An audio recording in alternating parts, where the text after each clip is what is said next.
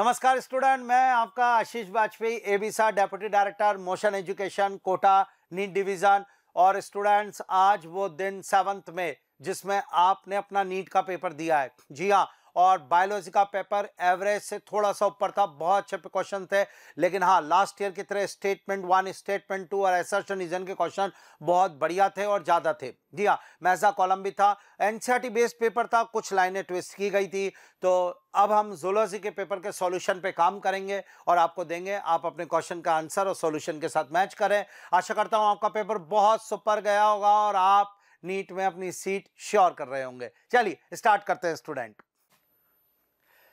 Yes student, 151 question इस code के अंदर, और वो रिप्रोडक्टिव हेल्थ चैप्टर से है क्वेश्चन। 12th की एनसीईआरटी का 63 पेज पर रिप्रोडक्टिव हेल्थ चैप्टर का क्वेश्चन।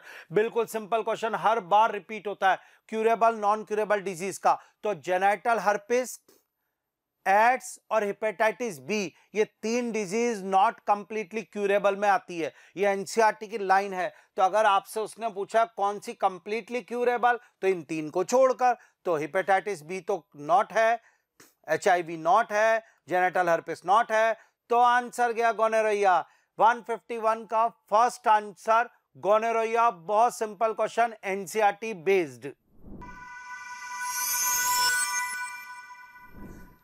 क्वेश्चन। इस कोड का 152 क्वेश्चन स्टूडेंट, ठीक है। और ये question match the column list 1 list 2 से रिलेटेड, केमिकल कोऑर्डिनेशन चैप्टर के अंदर ये क्वेश्चन है 11th के एनसीईआरटी का, और पेज नंबर 334 पर ये दिया हुआ है स्टूडेंट, ठीक है। अब आप मैच कर सकते हैं आराम से। कोलियोसिस्टोकाइनिन दिया हुआ है, और कोलियोसिस्टोकाइनिन GIP gastric inhibitory peptide, ANF और ADH। ये लीजिए, ANF हार्ट से निकलता है, तो ANF के आगे हम सेकंड लगा सकते हैं, आराम से हो जाएगा मेरे को लग रहा है। GIP गैस्ट्रिक ग्लैंड पे काम करता है, तो ये थर्ड हो जाएगा स्टूडेंट।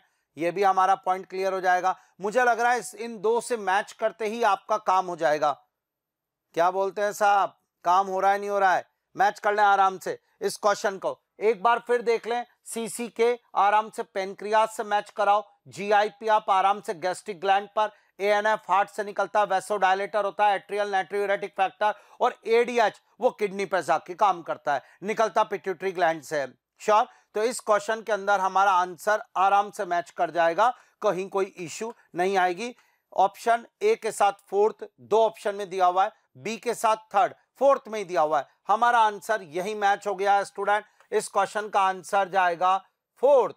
जी हाँ, एनसीईआरटी बेस्ड आपको 11th के एनसीईआरटी एंडोक्राइन में क्वेश्चन मिल जाएगा। जी हाँ, 153 क्वेश्चन अब हमारे सामने आया है, locomotion movement chapter 11th NCERT का, उससे ये क्वेश्चन है स्टूडेंट। जॉइंट्स पर ये क्वेश्चन दिया हुआ है। जी हाँ, और ये 11th एनसीईआरटी बिल्कुल एनसीईआरटी बेस्ड क्वेश्चन है। आपको जॉइंट्स को मैच करना है। कार्टिलेजिनियस जॉइंट है और वो दिया गया है, हमेशा ध्यान रखिए, वर्टिब्रल कॉलम के वर्टिब्रे के बीच में कार्टिलेजिनियस जॉइंट होता है। Cartilaginous joint, ball and socket joint हमारे हिप जॉइंट है और शोल्डर जॉइंट है, तो answer between humerus and pectoral girder, यानी ये शोल्डर जॉइंट हो गया, ये बॉल एंड सॉकेट में जाएगा। तो बी के साथ फोर्थ लगेगा और ए के साथ सेकंड लग जाएगा बेटा जी ये। हाँ, फाइब्रस जॉइंट हमेशा स्कल बोन्स के बीच होता है, तो सी के साथ फर्स्ट लग जाएगा। Between skull bones fibrous joint है, इमूवेबल। और सैडल जॉइंट जो होता है एनसीईआरटी ने बाकायदा दिया हुआ है, इसलिए समझ जाओ ये क्वेश्चन पूरा एनसीईआरटी बेस्ड है लोकोमोशन मूवमेंट चैप्टर में। और सैडल जॉइंट जो होता है वो थंब में होता है। जी हाँ स्टूडेंट, तो इसका आंसर थर्ड हो जाएगा। ये इसके साथ थर्ड मैच हो गया। ये लीजिए, तो हम ए के साथ सेकंड, बी के साथ फोर्थ, सी के साथ फर्स्ट और डी के साथ थर्ड बहुत आराम से मैच कर सकते हैं। अब क्यों जी, मिल गया नहीं मिल गया? तो हमें इसका आंसर आराम से मिल जाएगा। 153 का ए के साथ सेकंड है, बी के साथ फोर्थ है, सी के साथ हमारा स्टूडेंट फर्स्ट है, ठीक है, और सी के साथ फर्स्ट और डी के साथ थर्ड। तो हमारा फर्स्ट आंसर जा रहा है स्टूडेंट इसमें, तो इस क्वेश्चन का आंसर जाएगा 1। 153 का 1 पूरा NCERT based question. Yes student, question number 154 आपके सामने है, ठीक है। ह्यूमन रिप्रोडक्शन चैप्टर से क्वेश्चन है 12th एनसीईआरटी का। और ह्यूमन रिप्रोडक्शन के अंदर ये क्वेश्चन दिया हुआ है स्टूडेंट 49 और 50 पेज पर एनसीईआरटी बेस्ड क्वेश्चन। आइए, इसमें पहली वाली लाइन जरूर एनसीईआरटी में नहीं है, नॉन प्राइमेट मैमल्स में। ये पूरा मेंस्ट्रुअल साइकिल का क्वेश्चन दिया हुआ है स्टूडेंट, टॉपिक मेंस्ट्रुअल साइकिल से। ध्यान से सुनना, ध्यान से। रिप्रोडक्टिव साइकिल होती है फीमेल के अंदर, फीमेल के अंदर साइक्लिक चेंजेस चल रहे होते हैं, रिप्रोडक्टिव साइकिल, और वो दो वैरायटी की होती है। एक होती है oestrus cycle student, this one, ये एस्ट्रस साइकिल, और एक होती है मेंस्ट्रुअल साइकिल स्टूडेंट, ये लीजिए। तो दो वैरायटी की साइकिल फीमेल के अंदर देखने को मिलती है मैमल्स की। क्लियर? एक एस्ट्रस साइकिल, एक मेंस्ट्रुअल साइकिल। एस्ट्रस साइकिल में वजाइना से रेड कलर का फ्लूइड नहीं निकलता है, और मेंस्ट्रुअल साइकिल में वजाइना से रेड कलर का फ्लूइड निकलता है। मेंस्ट्रुअल साइकिल प्राइमेट्स को दी जाती है, यस स्टूडेंट, प्राइमेट्स में, जिसमें कि ह्यूमन भी इंक्लूड है, और नॉन प्राइमेट्स के अंदर एस्ट्रस साइकिल देखने को मिलेगी स्टूडेंट। ये हमारे पास आ गया। तो वो आपसे बोल रहा है नॉन प्राइमेट मैमल्स में रिप्रोडक्शन जो होता है वो एस्ट्रस साइकिल होगा। बिल्कुल होगा सर, पहला बिल्कुल सही बात है आपकी। फर्स्ट मेंस्ट्रुअल साइकिल प्यूबर्टी पर जो स्टार्ट होती है उसको मेनोपॉज कहते हैं। गलत बेटा जी, menarche. First menstruation is called menarche student. आप जानते हैं जो प्यूबर्टी स्टेज पर स्टार्ट होता है, मेनोपॉज तो स्टॉपेज ऑफ मेंस्ट्रुएशन को कहते हैं। मेंस्ट्रुअल साइकिल का बंद हो जाना मेनोपॉज होता है, मेनार्क नहीं। ये लीजिए, तो ये स्टेटमेंट हमारा रॉन्ग हो गया। अगला, लेक ऑफ मेंस्ट्रुएशन में भी इंडिकेटिव ऑफ प्रेगनेंसी। पूरी एनसीईआरटी की लाइन है बिल्कुल सही। मेंस्ट्रुअल साइकिल बंद हो जाना प्रेगनेंसी को इंडिकेट करता है, may be indication student, because NCERT में लिख रहा है कि मेंस्ट्रुअल साइकिल बंद होने का दूसरा रीजन भी है, और वह है स्ट्रेस, पुअर हेल्थ, इसलिए आप इस स्टेटमेंट को सही मानोगे। अगला, cyclic menstruation extend between menarche and menopause, ये भी बिल्कुल सही है। एनसीईआरटी की लाइन है बिल्कुल, मेंस्ट्रुअल साइकिल में, ये टॉपिक में लास्ट में दी हुई लाइन है ये बिल्कुल। तो मेनार्क और मेनोपॉज के बीच में फीमेल की menstrual cycle, sorry, reproductive cycle चलती है। तो आज ये सारे स्टेटमेंट हमने बोल दिए। ये पहला सही है, दूसरा बिल्कुल गलत है, मेनार्क होना चाहिए था यहाँ, तीसरा सही है, और फोर्थ भी सही है। हमसे जो पूछा जाता है उसको हमें पहले ही सर्कल लगाना होता है, तो करेक्ट को सर्कल लगाना था। तो आंसर जाएगा ए सी डी, ए सी डी। मुझे लग रहा है थर्ड, इस क्वेश्चन का आंसर जाएगा मेरे बेटा थर्ड। ह्यूमन रिप्रोडक्शन चैप्टर का बहुत बढ़िया question, topic menstrual cycle, NCERT की लाइन है। सिर्फ पहला स्टेटमेंट थोड़ा सा नहीं था। ओके,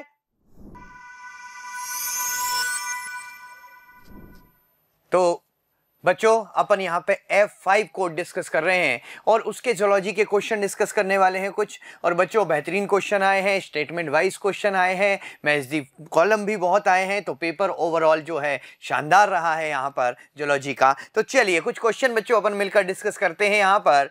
जैसे कि F5 कोड की अपन बात करें तो यहाँ पर क्वेश्चन नंबर 155 आप देख सकते हैं बच्चों। क्वेश्चन नंबर 155 जो क्या दिया हुआ है आपके, select the correct group set of Australian marsupial exhibiting adaptive radiation. देखिए बच्चों एवोल्यूशन का क्वेश्चन, बहुत ही शानदार क्वेश्चन, और बार बार आपसे कहा गया था कि इस पर क्वेश्चन पूछा जाता है। और यहां पर देखिए जो एनसीईआरटी में टेबल बनी है उससे रिलेटेड क्वेश्चन है, और एनसीईआरटी के पेज नंबर 134 पे आप इसको देख सकते हैं। यहां पर मार्सुपियल पूछा है जो कि एडॉप्टिव रेडिएशन बताते हैं। तो पहला ऑप्शन देखिए, नोम्बेट, स्पॉटेड कस्कस और फ्लाइंग फैलेंजर तीनों ही मार्सुपियल हैं। तो आंसर तो हमारा क्या हो जाएगा बच्चों, 1 हो जाएगा। लेकिन सेकंड क्यों नहीं होगा, क्योंकि सेकंड में जो मोल दिया हुआ है यहां पर आप देख सकते हैं, मोल दिया है, फ्लाइंग स्क्वेरल दिया है, ये सब क्या है यहाँ पर प्लासेंटेलियन है। और यहाँ पे थर्ड में देखिए लेमर भी प्लासेंटेलियन, एंटीटर भी प्लासेंटेलियन और वोल्फ भी प्लासेंटेलियन, और पूछा है मार्सुपियल के बारे में। और फोर्थ देख सकते हैं टेस्मानियन वोल्फ, ठीक है, लेकिन बॉब कैट की बात करें तो ये प्लासेंटेलियन है। इसलिए हमारा आंसर क्या होगा बच्चों, आंसर इज 1।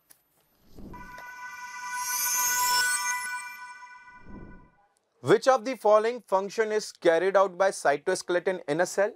Basically 4 ऑप्शन में पहला ऑप्शन दिया है प्रोटीन सिंथेसिस, सेकंड वन दिया है मोटिलिटी, तीसरा दिया है transportation and fourth one is nuclear division.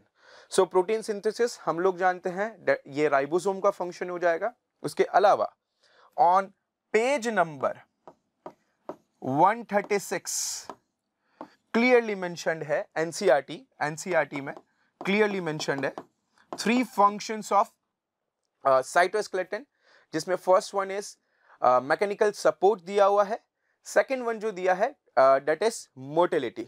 I know option 3 and 4 slightly confuse कर रहे होंगे, लेकिन आप पेज नंबर 136 को डायरेक्टली रिकमेंड कर सकते हैं, वहां से आप इसको ले सकते हैं, जिसमें क्लियरली मेंशन्ड है दैट मोटिलिटी उसका सेकंड फंक्शन, और तीसरा फंक्शन जो दिया है वो कहीं ना कहीं फंडामेंटली आपको शेप ऑफ सेल को मेंटेन करने के टूवर्ड्स दिया है। Is that clear? So answer most optimal हो जाएगा 2।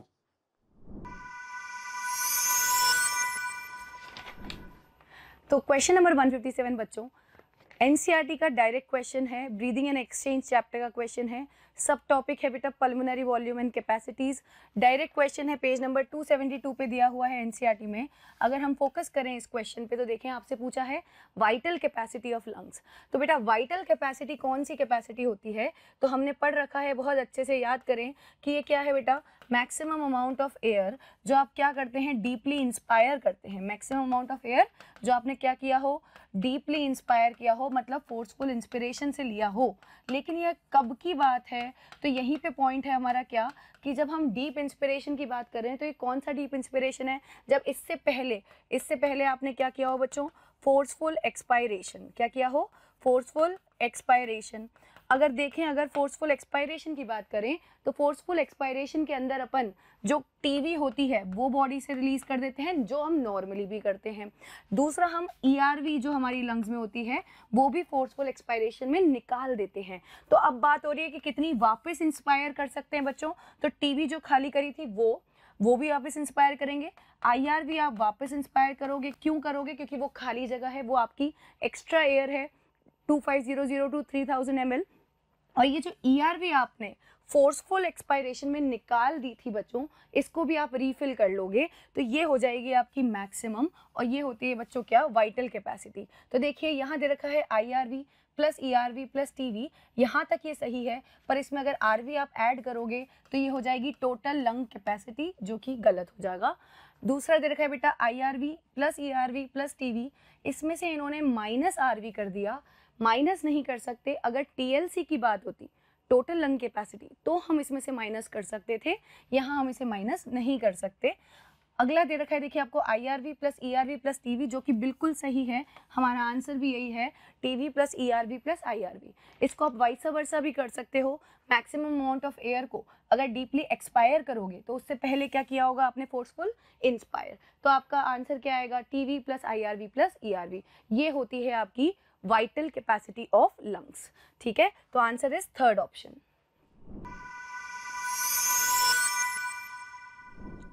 Next question 158, match the list 1 and list 2, match the column का क्वेश्चन। इसमें जीन ए, वाई, आई और जेड, सीधा सीधा लेक ऑपरोन का क्वेश्चन है। लेक ऑपरोन में एक लेक आई होता है जीन, उसके अलावा जेड, वाई और ए होता है। लेक आई जो होता है वो तो एक्चुअली रेगुलेटर जीन है जो रिप्रेसर प्रोटीन बनाता है। जेड बनाता है बीटा गैलेक्टोसाइडेज, वाई बनाता है परमीज और ए बनाता है ट्रांसएसिटाइलेज। कौन सा जीन कौन सा एंजाइम बनाता है परफेक्टली याद होना चाहिए। पेज नंबर 116 पर आपको एनसीईआरटी में भी मिल जाएगा और उसी को अपने को मैच करना है। तो जीन ए जो है जेड वाई ए जो बनाता है लास्ट वो ट्रांसएसिटाइलेज बनाता है। वाई क्या बनाएगा, वाई बनाएगा परमीज, जेड बनाएगा बीटा गैलेक्टोसाइडेज, आई जीन बनाएगा रिप्रेसर प्रोटीन। तो ये हमारी मैचिंग हो गई। इसके अकॉर्डिंग हमारा आंसर कौन सा हो गया, ए में सेकंड, वाई बी में थर्ड, सी में 4 एंड डी में 1, यानी कि आंसर हो गया फर्स्ट। ओके, क्वेश्चन नंबर 158 का आंसर फर्स्ट होगा।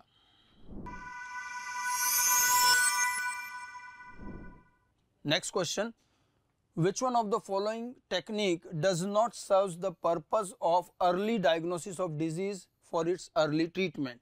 देखिए बायोटेक के एप्लीकेशन के चैप्टर में आपको मॉलिक्यूलर डायग्नोसिस का एक टॉपिक दिया है और उसमें साफ लिखा है कि बायोटेक की टेक्नोलॉजी अर्ली डायग्नोसिस के लिए यूज़ की जाती है। बहुत जल्दी और बहुत अर्ली स्टेज पर हमें पैथोजन का और इन्फेक्शन का पता चल जाता है।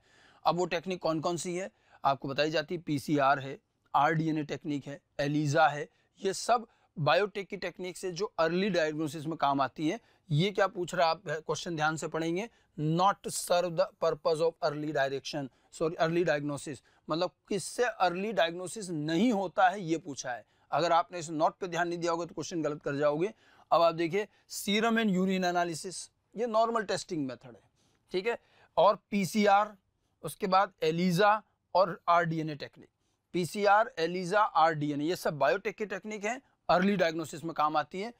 सीरम मतलब ब्लड यूरिन एनालिसिस जो हैं, इसमें अर्ली डायग्नोसिस नहीं होता है, एक मिनिमम इन्फेक्शन के बाद हमें पता चलता है। तो कौन सा अर्ली डायग्नोसिस में नहीं आएगा, तो हम आंसर करेंगे फर्स्ट। 159 का आंसर होगा फर्स्ट क्वेश्चन।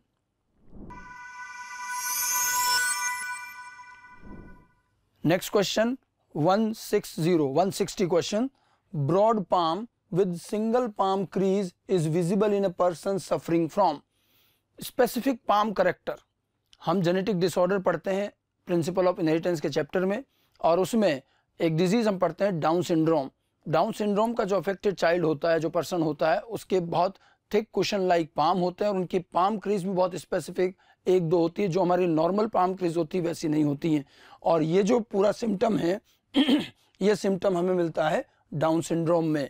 टर्नर सिंड्रोम, क्लिनफेल्टर और थैलेसीमिया में नहीं, पाम क्रीज का जो सिम्टम है डाउन सिंड्रोम में मिलता है। आपको एनसीईआरटी में डाउन सिंड्रोम के सिम्टम्स पेज नंबर 92 पर भी मिलेंगे। तो इस क्वेश्चन का आंसर हो गया 4 डाउन सिंड्रोम।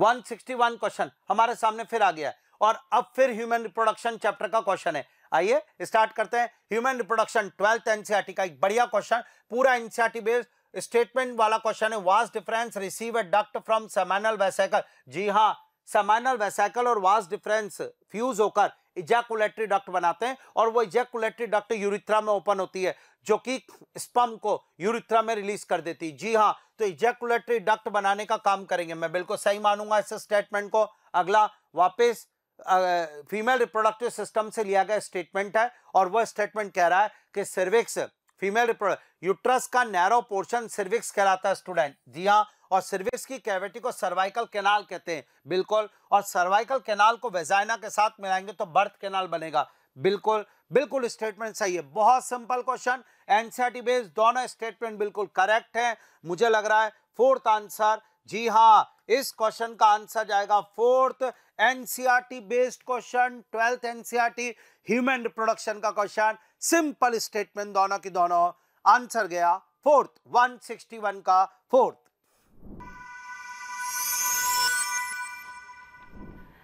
162 क्वेश्चन है बेटा, 12th एनसीईआरटी का क्वेश्चन है ह्यूमन हेल्थ एंड डिजीज से।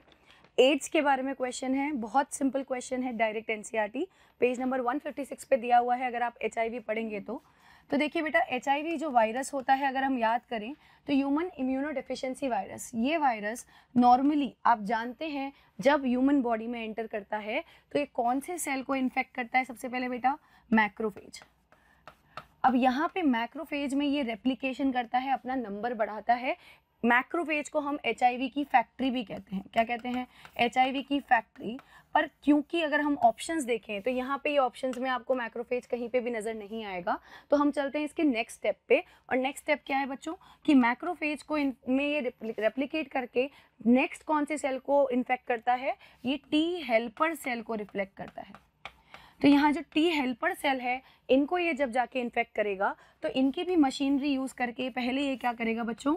रेप्लिकेट करेगा, और स्लोली स्लोली ये टी हेल्पर सेल को डिस्ट्रॉय करता रहेगा। तो टी हेल्पर सेल में भी क्या करता है? ये रेप्लिकेशन, और क्या प्रोड्यूस करता है? इसके प्रोजेनी वायरसेस। तो देखिए क्वेश्चन में जैसे पूछा है कौन से ब्लड कैप्सूल की बात हो रही है, तो यहाँ पे एचआईवी कौन से ब्लड कैप्सूल की बात करेंगे तो यहाँ पे आंसर जाएगा बेटा T helper cell.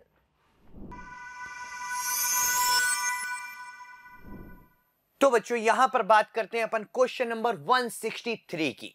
Code F5 question number 163 क्या दिया था भाई? देख सकते हैं यहां पर आपको एसर्शन और रीजन दिया हुआ है। यहां पर दो स्टेटमेंट दिए हुए, एक है एसर्शन, दूसरा है रीजन। तो यहां पर रिप्रोडक्टिव हेल्थ का क्वेश्चन, बहुत शानदार क्वेश्चन। देखिए पहला स्टेटमेंट क्या कह रहा है, एसर्शन क्या कह रहा है? Amniocentesis for sex determination is one of the strategy of reproductive and child health care programme. ठीक है, अब एमनियोसेंटेसिस फॉर सेक्स डिटर्मिनेशन, ये वाली बात तो गलत हो गई क्योंकि एमनियोसेंटेसिस सेक्स डिटर्मिनेशन के लिए नहीं है। Second, ban on amniocentesis checks increasing menace of female foeticide, ये बिल्कुल सही है। मतलब जो फीमेल फीटिसाइड के चांसेस बढ़ रहे थे, उनके चांसेस को क्या करता है? उसको क्या करता है? ये कम करता है। ठीक है, तो चेक करता है, कम करता है, तो मतलब सही है। तो मेरा कहने का मतलब है पहला गलत है, दूसरा सही है। तो करेक्ट आंसर बच्चों क्या होगा? A is false but R is true. तो ये जो क्वेश्चन है बच्चों आपको एनसीईआरटी में पेज नंबर 58 पे आप देख सकते हैं, ये आपको मिल जाएगा।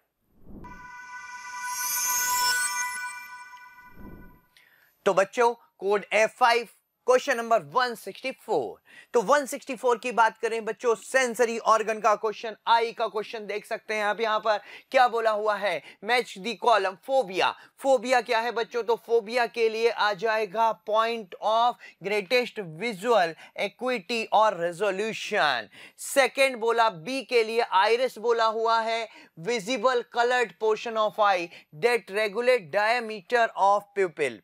ठीक है, तो ए का 3, वैसे तो आपने जब ए का 3 मार्क कर लिया अगर कॉन्फिडेंस के साथ, तो आपको तो पता चल ही गया कि आंसर 4 है, क्योंकि यहां पर ए का 3 और किसी भी ऑप्शन में नहीं है। तो आपको वैसे ही समझ में आ गया कि इसका आंसर क्या होना चाहिए, 4। लेकिन बाकी के भी आप मैच कर सकते हैं। सी का देखिए, सी का यहां पर 4 हो जाएगा और डी का यहां पे क्या हो जाएगा, डी का सेकंड हो जाएगा। तो यहां पे करेक्ट आंसर क्या था बच्चों? Correct answer 4। और ये एनसीईआरटी के पेज नंबर 323 और 324 पे आप देख सकते हैं।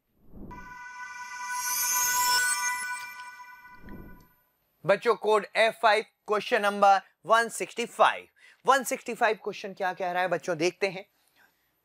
बायोमोलिक्यूल का question, given below are 2 statement, 2 statement दिए। पहला स्टेटमेंट पढ़ते हैं, low temperature preserves the enzyme in a temporary inactive state, whereas high temperature destroy the enzymatic activity because proteins are denatured by heat। बिल्कुल सही है, low temperature पे preserve करेंगे inactive state में, हाई पे परमानेंट इनएक्टिवेट हो जाएंगे। क्योंकि क्या होगा, यहाँ पर प्रोटीन नेचर है और हाई टेम्परेचर पे प्रोटीन का डिनेचुरेशन हो जाता है। When the inhibitor closely resembles the substrate in its molecular structure and inhibit the activity of enzyme, it is known as competitive inhibitor। दोनों ही सही है बच्चों। तो आंसर क्या होगा हमारा? तो आंसर होगा हमारा both statement 1 and 2 are true। Correct answer is 4। और ये जो क्वेश्चन है एनसीईआरटी के पेज नंबर 157 और 158 पे आपको मिलेगा।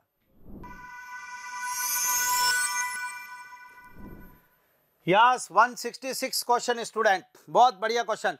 और ये भी 12th एनसीईआरटी में ह्यूमन रिप्रोडक्शन चैप्टर का फिर एक और क्वेश्चन आया है और बढ़िया क्वेश्चन है ह्यूमन रिप्रोडक्शन से। उसमें भी ये क्वेश्चन दिया, आपकी बार असर्शन रीजन का क्वेश्चन है स्टूडेंट। हाँ, ये स्टार्ट करते हैं। Endometrium is necessary for implantation of blastocyst. बिल्कुल सही कहा आपने, एंडोमेट्रियम पर ही इम्प्लांटेशन होता है स्टूडेंट। इम्प्लांटेशन फर्टिलाइजेशन के 7th और 8th डे होता है और उस समय एम्ब्रियो ब्लास्टूला स्टेज में होता है। हमारा एम्ब्रियो ब्लास्टोसिस्ट कहलाएगा। तो ध्यान से सुनेंगे, एंडोमेट्रियम पर इम्प्लांटेशन होगा और एंडोमेट्रियम ही नेसेसरी होती है इम्प्लांटेशन के लिए। असर्शन बिल्कुल सही। In the absence of fertilization corpus luteum degenerate and form and due to this endometrium disintegrate. बिल्कुल सही कहा। देखिएगा, मेरी बात सुनिए, ग्रेफियन फॉलिकल ओव्यूलेशन के बाद कॉर्पस लूटियम में कन्वर्ट हो जाती है। Got it? श्योर। अब कॉर्पस लूटियम से अगर फर्टिलाइजेशन हो गया तो कॉर्पस लूटियम रहेगा, डन। और अगर फर्टिलाइजेशन नहीं होता तो कॉर्पस लूटियम कॉर्पस एल्बिकेंस नाम के एक स्ट्रक्चर में चेंज हो जाएगा।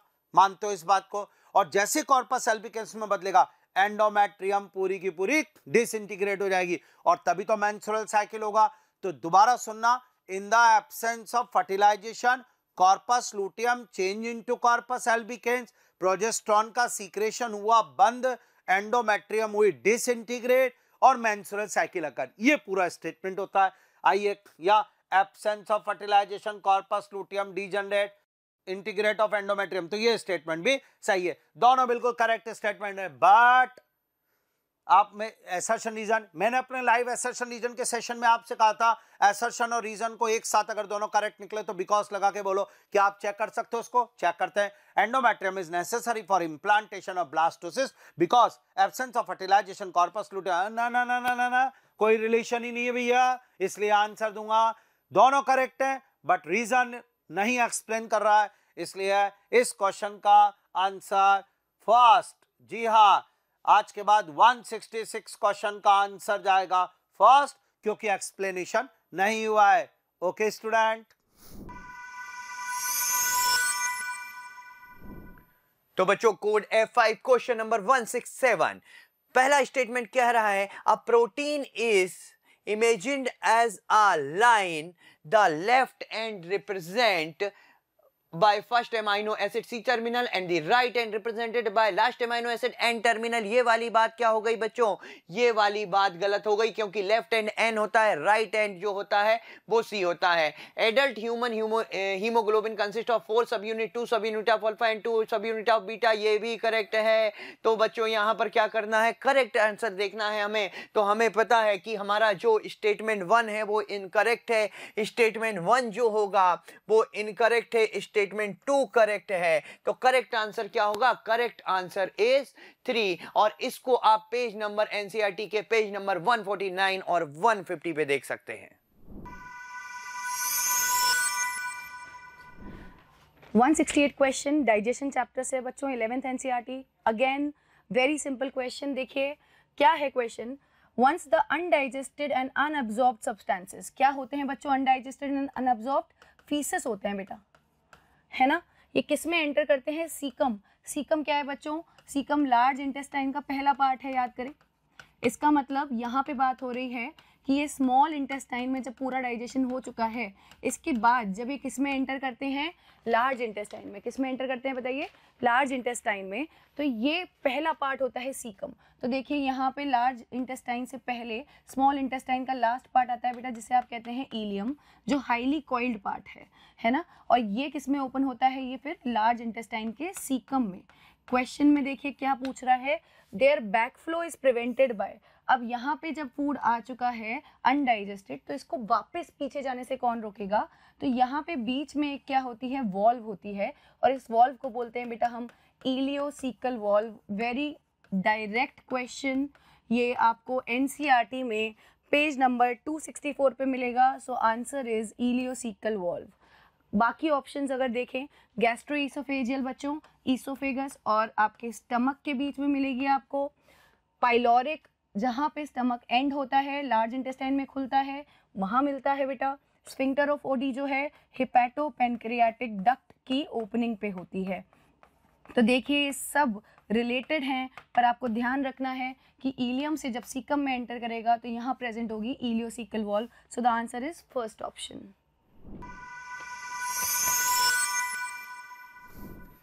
यस 169 क्वेश्चन इस कोड का, और ये एक्सक्रीटरी सिस्टम का क्वेश्चन है स्टूडेंट।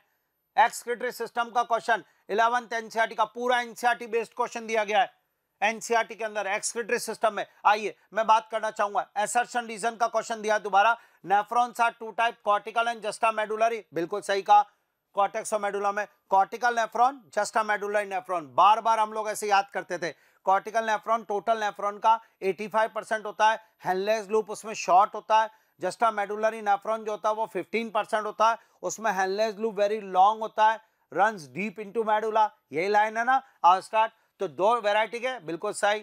जस्टा मेडुलरी नेफ्रॉन है शॉर्ट लूप ऑफ हेनले। क्या कर रहे हो भैया, जस्टा मेडुलरी में तो लॉन्ग लूप ऑफ हेनले है, तो इसलिए ये स्टेटमेंट रॉन्ग हो गया। असर्शन तो आपको देना है ट्रू, बट रीजन हो गया फॉल्स। क्वेश्चन का आंसर जाएगा सेकंड। बिल्कुल सिंपल एनसीईआरटी बेस्ड क्वेश्चन है स्टूडेंट। एनसीईआरटी का पेज नंबर 293 के अंदर ये क्वेश्चन दिया हुआ, स्टेटमेंट दिया हुआ, बिल्कुल बढ़िया, कोई दिक्कत नहीं है। 11th एनसीईआरटी का बिल्कुल लाइनें दी गई है। 169 का सेकंड आंसर।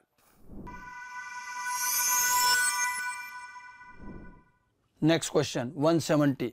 अगेन 2 स्टेटमेंट दिए हैं, 2 स्टेटमेंट्स आर देयर। स्टेटमेंट पढ़ते हैं। Statement 1, in prokaryotes the positively charged DNA is held with some negatively charge protein in a region called nucleoid.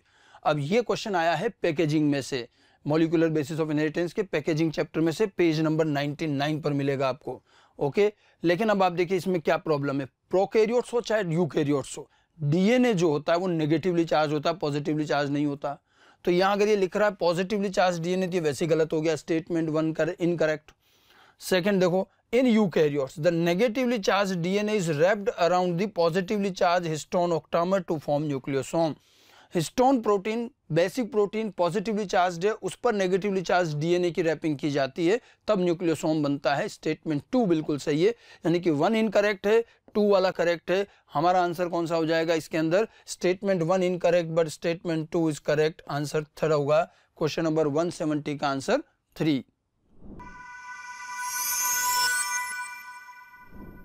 बच्चों code F5 question number 171 match the column. Again match the column का question बच्चों यहाँ पर, और circulatory system body fluid and circulation का question बोला हुआ है। पी वेव, पी वेव के बारे में बोला हुआ है। पी वेव क्या इंडिकेट करती है? देखिए P wave is depolarization of atria, beginning of systole नहीं बोल सकते अपन, रीपोलराइजेशन ऑफ वेंट्रिकल नहीं कह सकते अपन यहाँ पर, ठीक है। डीपोलराइजेशन ऑफ वेंट्रिकल भी नहीं है। पी वेव जो हो गई डीपोलराइजेशन ऑफ एट्रिया हो गई, मतलब ए का 3 हो गया। तो ए के 3 से ही मेरा आंसर क्या आ गया यहाँ पर? आंसर तो मेरे पास 4 आ गया। बी का Q wave, Q wave is beginning of systole. C Q R S complex, C का 4, सी का क्या हो जाएगा बच्चों यहाँ पर? 4 हो जाएगा, डीपोलराइजेशन ऑफ वेंट्रिकल। और टी वेव, डी का क्या हो जाएगा? Repolarisation of ventricle second. But मेरा आंसर तो पहले ही आ गया था बच्चों, जब ए का ऑप्शन थर्ड मैच किया था तभी आंसर आ गया था। तो करेक्ट आंसर यहाँ पर क्या होगा? 4। और एनसीईआरटी के रेफरेंस नंबर पेज नंबर 286 पर ये क्वेश्चन है।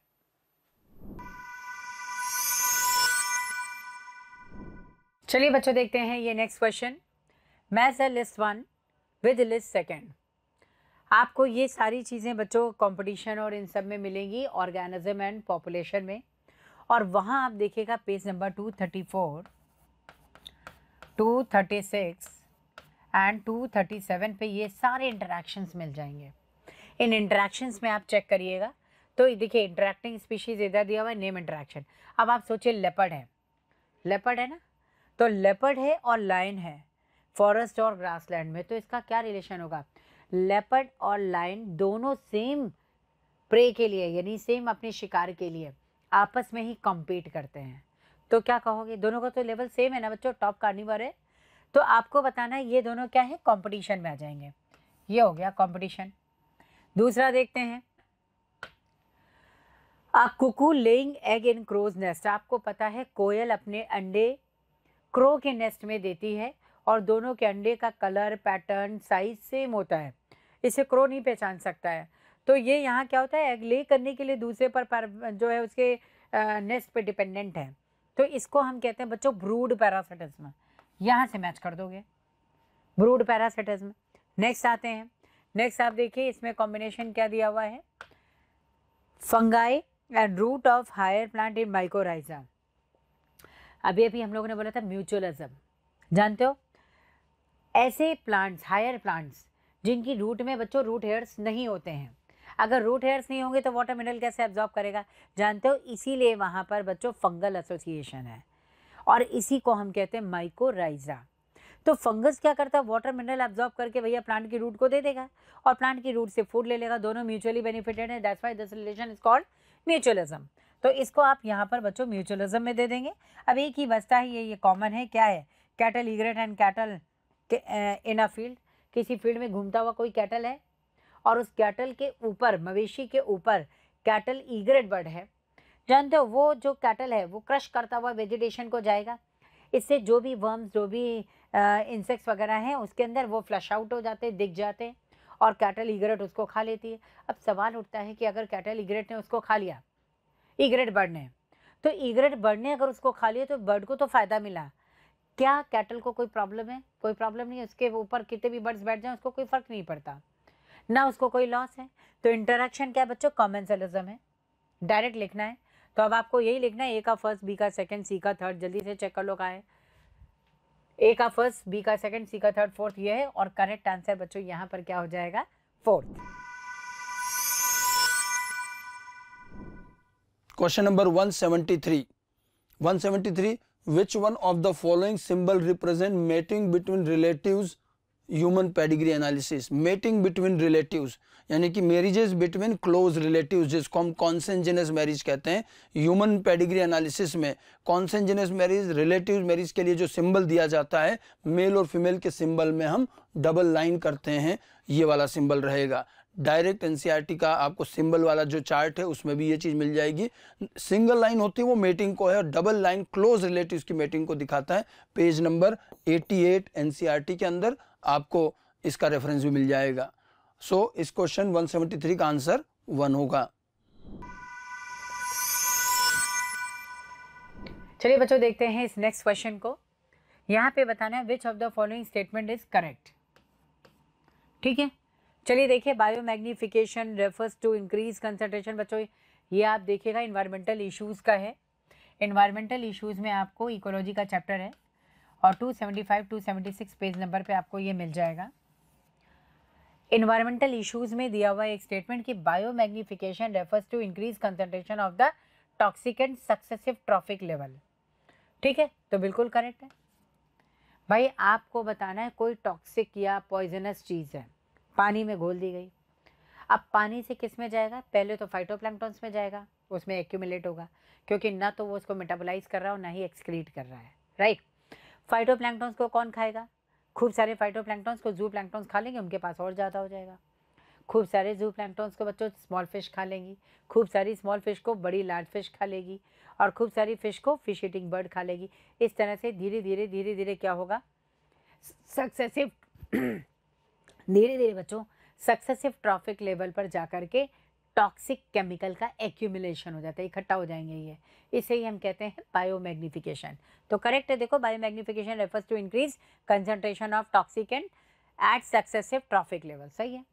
अब आते हैं नेक्स्ट, और हमें करेक्ट स्टेटमेंट फाइंड भी करना है, मिल गया है। आगे देखते हैं क्या प्रॉब्लम है। Presence of large amount of nutrient, presence of large amount of nutrient in water restricts algal Bloom. बिल्कुल गलत है। जानते हो, अगर लार्ज अमाउंट ऑफ न्यूट्रिएंट है वाटर बॉडी में तो वो रेस्ट्रिक्ट नहीं करते बच्चों, एल्गल ब्लूम को बढ़ा देते हैं। इससे स्टेटमेंट क्या हो गया? रॉन्ग। नेक्स्ट आ जाओ।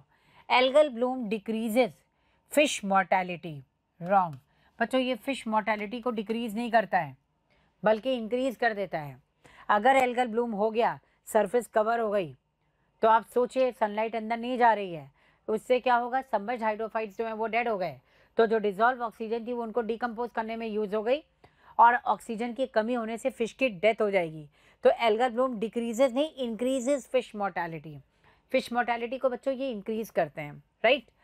अब नेक्स्ट देखो, eutrophication refers to increase in domestic sewage and waste water lakes.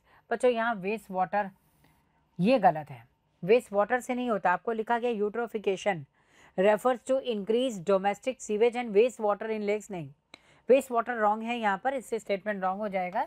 Correct statement आपको देना है, तो राइट आंसर बच्चों यहाँ पे क्या होगा? ऑप्शन 1। तो करेक्ट आंसर क्या हो गया? Option 1। Next question, which one of the following is not a cloning vector और क्लोन वेक्टर। ये आपका अगेन बायोटेक का क्वेश्चन है, साथ में ये आपको मॉलिक्यूलर बेसिस के अंदर भी मिलेगा ह्यूमन जीनोम प्रोजेक्ट में।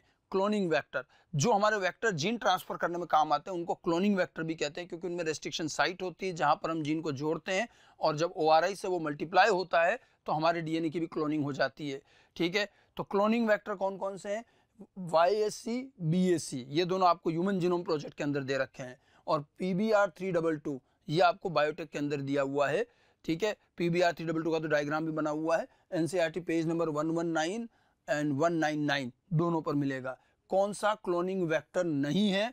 तो ध्यान रखना, आंसर हो जाएगा हमारा थर्ड, प्रोब। प्रोब जो होता है वो रेडियो एक्टिव DNA या RNA सेगमेंट है, जो किसी DNA को आइडेंटिफाई करने में काम आता है, वो वेक्टर नहीं है। ओके, सो क्वेश्चन का आंसर होगा थर्ड, क्योंकि हमें पूछा है नॉट अ वेक्टर, तो आंसर थर्ड करेंगे। 176 क्वेश्चन स्कोर्ड का स्टूडेंट, और 176 क्वेश्चन रिप्रोडक्टिव हेल्थ चैप्टर से आया है स्टूडेंट। कॉन्ट्रासेप्टिव मेथड टॉपिक, और कॉन्ट्रासेप्टिव मेथड में आइए मैच द कॉलम दिया गया। वैसेक्टोमी सर्जिकल मेथड होता है स्टूडेंट, ट्यूबैक्टोमी, वैसेक्टोमी, तो ए के साथ जाएगा सर्जिकल मेथड, यानी कि थर्ड स्टूडेंट ये लीजिए। या कोइटस इंटरप्टस नेचुरल मेथड है, आप जानते हैं नेचुरल मेथड 3 है, periodic abstinence, coitus interruptus, lactational amenorrhea. तो स्टार्ट कोइटस इंटरप्टस यानी बी के साथ फोर्थ जाएगा स्टूडेंट। या और cervical cap, cervical cap, diaphragm, vaults और कॉन्डोम एक बैरियर मेथड में इंक्लूड किए जाते हैं, तो सी के साथ जाएगा सेकंड स्टूडेंट, बैरियर मेथड। और सहेली एक ओरल कॉन्ट्रासेप्टिव पिल है, ये या तो स्टूडेंट ए के साथ थर्ड, बी के साथ फोर्थ, पक्का, और सी के साथ सेकंड और डी के साथ फर्स्ट। सीधा आंसर मिल रहा है, आंसर 1 गया इस क्वेश्चन का। 176 NCERT based question, 12th NCERT reproductive health topic chapter में से कॉन्ट्रासेप्टिव मेथड पर क्वेश्चन, बहुत सिंपल क्वेश्चन, ठीक है। 176 का फर्स्ट आंसर।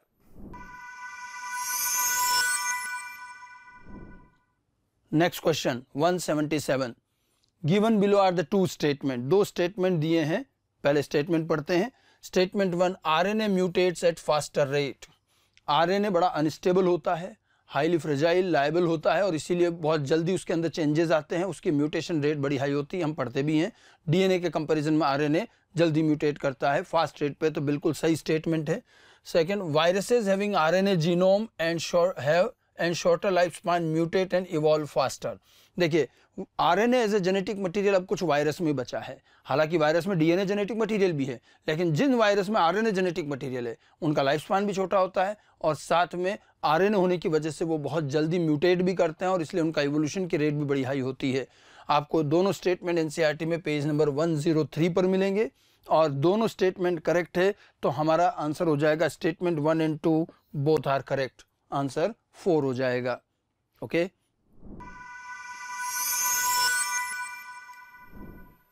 बच्चों code F5 question number 178, again match the column का क्वेश्चन, डाइजेस्टिव सिस्टम का क्वेश्चन।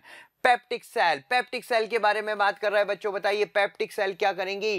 पेप्टिक सेल जो होंगी, पेप्टिक सेल जो होती है प्रो एंजाइम सीक्रेट करती है पेप्सिनोजन, प्रो एंजाइम पेप्सिनोजन। तो ए का तो 3 हो गया बच्चों यहाँ पर। गोबलेट सेल बी का 1 हो गया, ए का 3 हुआ तभी आपका आंसर आ जाना चाहिए था सेकंड, फिर भी बी का 1। सी का क्या होगा बच्चों, सी का 4 HCl सीक्रेट करेगी ऑक्सीडेंटिव सेल। और डी की अगर मैं बात करूं, तो bile juice, hepatic cell bile juice. तो करेक्ट आंसर क्या होगा, सेकंड होगा बच्चों। और क्वेश्चन नंबर 178 जो है इसका सॉल्यूशन, इसके बारे में आपको एनसीईआरटी के पेज नंबर 266 पे मिल जाएगा।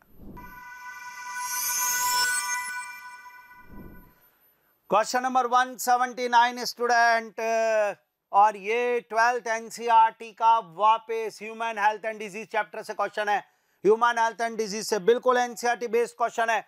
147 पेज पर, 149 पेज पर ये डिजीज दी हुई है और डिजीज में स्टार्ट करते हैं। रिंगवर्म, रिंगवर्म फंगल डिजीज है स्टूडेंट। ट्राइकोफाइटोन, माइक्रोस्पोरम, ये उसके रीजन होते हैं, उसकी वजह से ये बीमारी होती है। तो ए के साथ सेकंड हमें मिल गया है ट्राइकोफाइटोन। फिलिरियासिस वाउचेरिया की वजह से होता है स्टूडेंट, पैथोजन के साथ मैच करना है। बी के साथ थर्ड जाएगा स्टूडेंट, बी के साथ third, good. Malaria, malaria Plasmodium malaria का है स्टूडेंट पैथोजन। मलेरिया बिल्कुल सिंपल, एनसीईआरटी में साफ। और फोर्थ, और उसके बाद निमोनिया, निमोनिया स्ट्रेप्टोकोकस न्यूमोनियाई और हीमोफिलस इन्फ्लुएंजा, 2 पैथोजन बैक्टीरिया हैं, उनकी वजह से होगा। तो ये फर्स्ट गया, तो ए के साथ सेकंड, बी के साथ थर्ड, सी के साथ फोर्थ, डी के साथ फर्स्ट। हमेशा डिजीज चैप्टर में से मैजा कॉलम पैथोजन डिजीज इनका जरूर आता है स्टूडेंट, और वो देखिए प्रूव कर दिया। तो 179 के अंदर ए के साथ सेकंड और बी के साथ थर्ड और सी के साथ फोर्थ और डी के साथ फर्स्ट, ये फोर्थ ऑप्शन में मैच कर रहा है। जी हाँ, तो इस क्वेश्चन का आंसर जाएगा fourth student. 179 question NCERT based health and disease chapter से, डिजीज ऑफ पैथोजन, बहुत सिंपल, बार बार याद करवाया गया क्वेश्चन है। 179 का फोर्थ आंसर।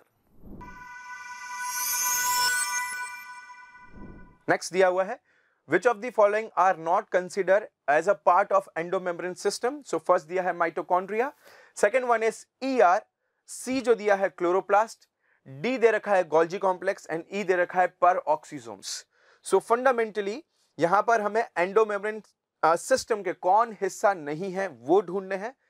पेज नंबर 133 जो है उस पे क्लियरली मेंशन्ड है ये पॉइंट, जिसमें उन्होंने मेंशन कर रखा है एनसीईआरटी में कि एंडोमेम्ब्रेन सिस्टम का हिस्सा हो जाएंगे, एंडोमेम्ब्रेन सिस्टम का हिस्सा हो जाएंगे, that is ER, then Golgi, then lysosome and vacuoles. और उसमें क्लियरली मेंशन्ड है ये लाइन दैट इसका जो एंडोमेम्ब्रेन सिस्टम का जो कॉन्स्टिट्यूट नहीं करेगा वो फंडामेंटली वो सेल ऑर्गेनल्स होंगे जो आपस में कोऑर्डिनेट नहीं करते हैं। अगेन इसी पेज पे लास्ट लाइन जो इसके इस पैराग्राफ में जो दे रखी है उसमें 3 ऑर्गेनल्स दे रखे हैं। The first one is mitochondria, second one is chloroplast and peroxisome. Clearly mentioned it that these 3 cell organelles are not considered as endomembrane system because they are not function in coordinated manner. So उस हिसाब से इसका answer most optimal बैठेगा first, that would be A, C and E. 181 question है बच्चों, structural organisation इन animals 11th का chapter है आपका। डायरेक्ट एनसीईआरटी का क्वेश्चन है। एनसीईआरटी की लाइन पेज नंबर 103 104 पे दिया हुआ है। 2 स्टेटमेंट दे रखे हैं बच्चों। स्टेटमेंट 1 है रिगार्डिंग लिगामेंट्स। तो आप जानते हैं कि कनेक्टिव टिश्यू में एक कनेक्टिव टिश्यू होता है जिसे आप बोलते हैं डेंस कनेक्टिव टिश्यू। बच्चों ये 2 कैटेगरी में डिवाइडेड होता है, एक होता है आपका रेगुलर और एक होता है आपका डेंस इररेगुलर। तो यहाँ ध्यान दें बच्चों, जो रेगुलर था याद करें, जहाँ आपको फाइबर का एकदम रेगुलर अरेंजमेंट मिलता है फाइब्रोब्लास्ट सेल के साथ। इसमें आपके पास 2 एग्जाम्पल्स थे, एक था आपका टेंडेंस और एक था आपका लिगामेंट। बहुत अच्छा क्वेश्चन है, बहुत सिंपल भी है। रेगुलर में आता है क्या आपका लिगामेंट और यहाँ दे दिया इसको क्या बेटा इररेगुलर, इसलिए स्टेटमेंट 1 क्या हो गया इनकरेक्ट। स्टेटमेंट 2 पढ़ते हैं कार्टिलेज। डेंस रेगुलर में कार्टिलेज का एग्जाम्पल नहीं है बेटा। कार्टिलेज एक स्पेशलाइज्ड कनेक्टिव टिश्यू है, स्केलेटल कनेक्टिव टिश्यू है। तो यहाँ पे देखिए ये भी क्या हो गया इनकरेक्ट। तो दोनों ही स्टेटमेंट क्या है इनकरेक्ट। तो both the statements 1 and 2 are false. So the answer is first option. 182 question student, अपने सामने क्वेश्चन आया होगा 182 और ये एनिमल किंगडम टॉपिक है, उससे क्वेश्चन है स्टूडेंट। ध्यान से देखिएगा, ये बढ़िया क्वेश्चन है। इसमें आपको ऑर्गन को मैच करवाना है। स्टार्ट टीनिया, ये प्लेटिहेल्मिन्थेस का मेंबर है और प्लेटिहेल्मिन्थेस में एक्सक्रीशन फ्लैम सेल से होता है। तो ए के साथ थर्ड जाएगा स्टूडेंट फ्लैम सेल, बिल्कुल सही। पैरामीशियम प्रोटोजुआ का मेंबर है और प्रोटोजुआ फाइलम में कॉन्ट्रैक्टाइल वैक्यूल रिमूव करती है, ऑस्मो रेगुलेशन का काम करती है। यहाँ सब ऑस्मो रेगुलेशन से रिलेटेड है। तो बी के साथ सेकंड जाएगा स्टूडेंट पेरीप्लेनेटा, कॉकरोच का नाम होता है और पेरीप्लेनेटा के अंदर ऑस्मो रेगुलेशन या कोई वर्ड है वो यूरिकोज ग्लैंड जुड़ी हुई है उसके साथ, ये लीजिए। तो यूरिकोज ग्लैंड पेरीप्लेनेटा में मिलेगी। फेरेटिमा अर्थवर्म जिसमें नेफ्रीडिया इस काम के लिए दिया हुआ है। तो बिल्कुल मैच हो गया, ए के साथ थर्ड, बी के साथ सेकंड, सी के साथ फोर्थ और डी के साथ फर्स्ट। ये किस ऑप्शन में है और ये सिर्फ एक ऑप्शन में दिया तो बिल्कुल क्वेश्चन सिंपल हो गया है। तो आज के बाद 182 का सिर्फ सेकंड आंसर आराम से फर्स्ट वाले में मिल जाएगा, टीनिया सोलियम में फ्लैम सेल्स की वजह से। तो NCERT based question animal kingdom topic में आपको ही मिल जाएगा, बिल्कुल सिंपल क्वेश्चन। 182 का आंसर सेकंड। 183 क्वेश्चन है स्टूडेंट, बढ़िया क्वेश्चन है 183। जी हाँ, और ये 12th एनसीईआरटी का human health and disease chapter से ड्रग्स टॉपिक का क्वेश्चन है। जी हाँ, 12th एनसीईआरटी में बिल्कुल ड्रग्स के फंक्शंस के साथ लिखा हुआ क्वेश्चन है। आइए, हेरोइन, marijuana, कोकेन, मॉर्फिन, इनके बारे में। हेरोइन ये होता है स्टूडेंट, ये ओपियोइड है। जी हाँ, और हेरोइन बॉडी फंक्शन को स्लो करने का काम करती है। ये इससे रिलेटेड एनसीईआरटी की लाइन है बाकायदा। तो स्टूडेंट आप कह सकते हो ए के साथ सेकंड मैच हो सकता है, स्लो बॉडी फंक्शन। मरीजुआना स्टूडेंट आप जानते हैं क्या होते हैं, कैनाबिनॉइड्स होते हैं। और मरीजुआना, भांग, चरस, ये कैनाबिनॉइड्स हैं और कैनाबिनॉइड्स का काम होता है स्टूडेंट कार्डियोवास्कुलर सिस्टम पर इफेक्ट डालना। तो बी के साथ फर्स्ट मैच होगा। कोकेन कोका एल्केलॉइड्स के लिए कहा जाता है स्टूडेंट, और वो कोका एल्केलॉइड्स स्टिमुलेंट ड्रग्स होते हैं जो कि हमारी बॉडी में डोपामाइन में इंटरफेयर करते हैं। बाकायदा एनसीईआरटी में लाइन लिखी हुई है।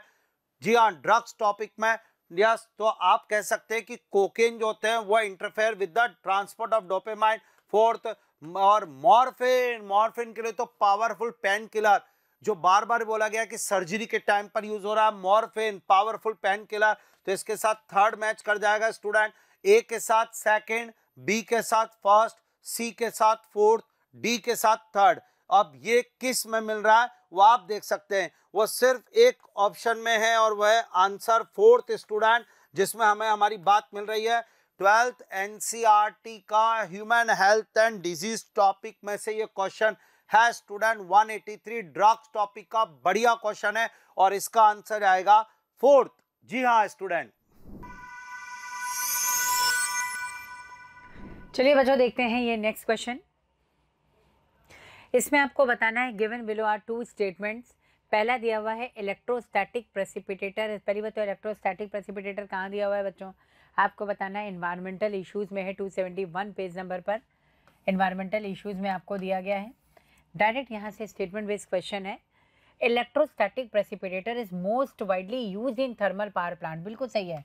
क्या करता है थर्मल पावर प्लांट में बच्चों, ये क्या करता है, वहाँ जो भी सस्पेंडेड पार्टिकुलेट मैटर हैं उसको नेगेटिवली चार्ज करके एनोड पे क्या करेगा, अटैच करवा देगा और फ्रेश एयर बाहर निकल जाएगी।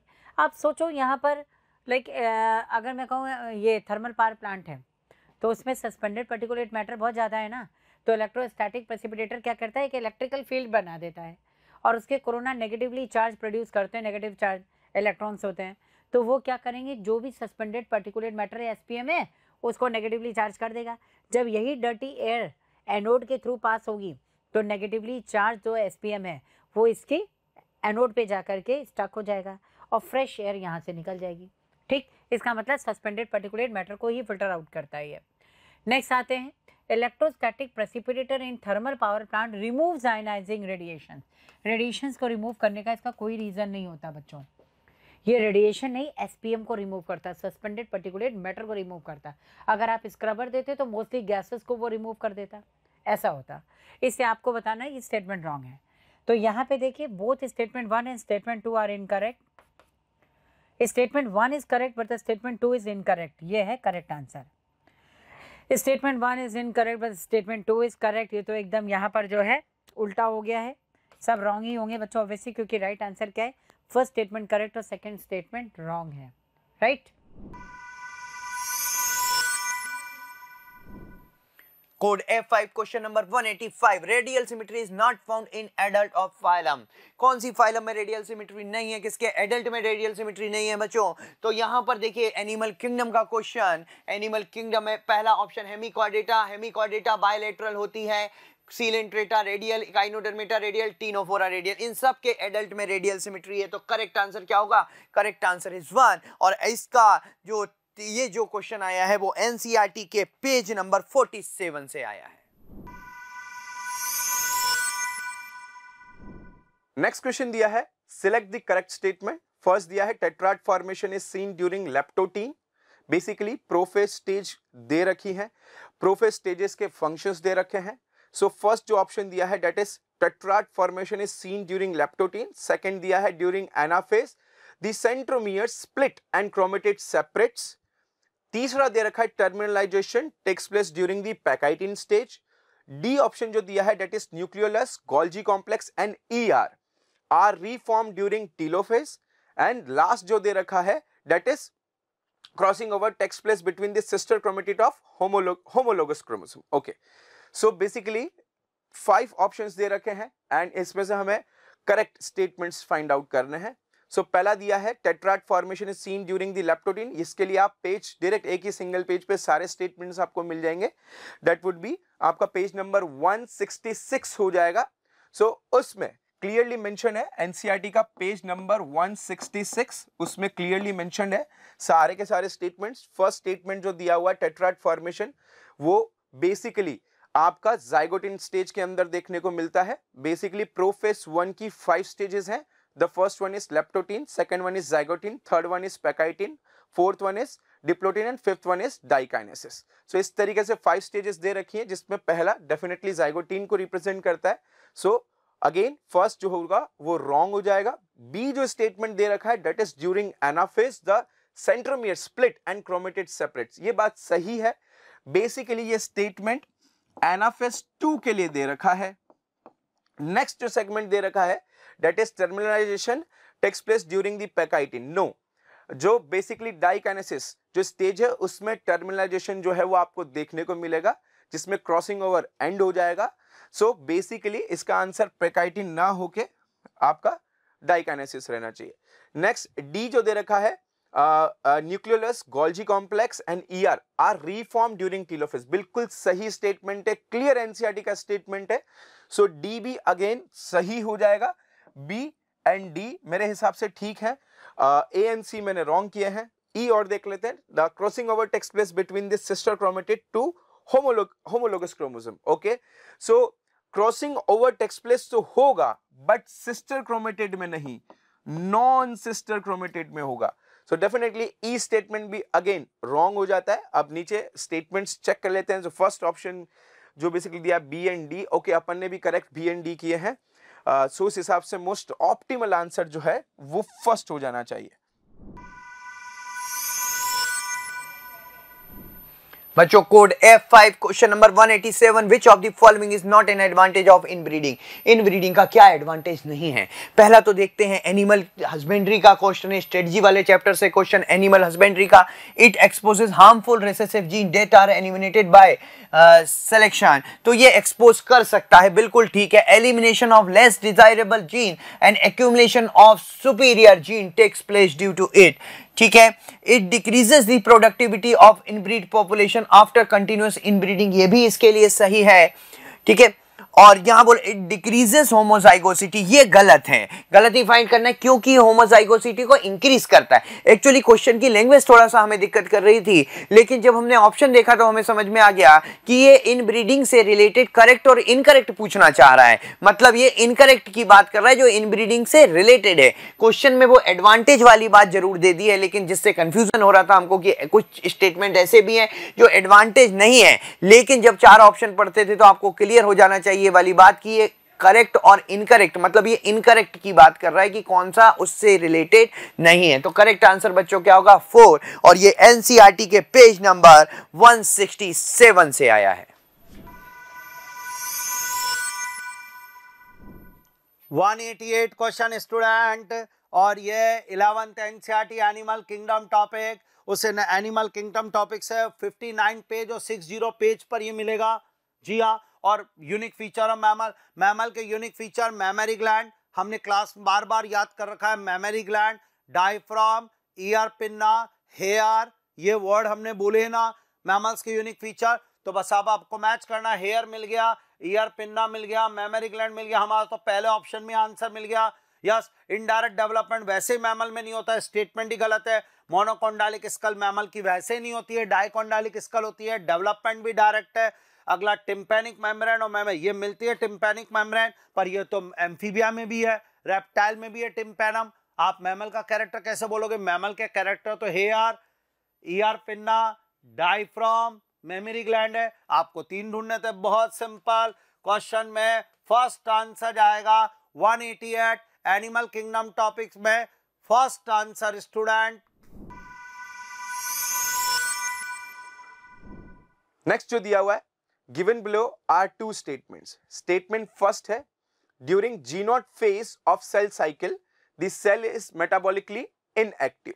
सो बेसिकली स्टेटमेंट फर्स्ट है कि G0 फेज के अंदर सेल साइकिल जो है वो नहीं होगी, ठीक है। During G0 phase of cell cycle the cell is metabolically inactive, तो सेल मेटाबॉलिकली इनएक्टिव होती है, ऐसा दिया है पहला स्टेटमेंट। नो, देखिए G0 फेज जो है, अगर हम सेल साइकिल की बात करें तो सेल साइकिल में फंडामेंटली हम G1, S, G2 and M phase इस तरीके से मेंशन कर रहे हैं। G0 फेज में जो आपको बताना चाह रहा हूं वो बेसिकली सेल साइकिल में तो पार्टिसिपेट नहीं करती है, वो सेल साइकिल के बाहर का फेज है जिसे हम क्वीसेंट स्टेज भी बोलते हैं।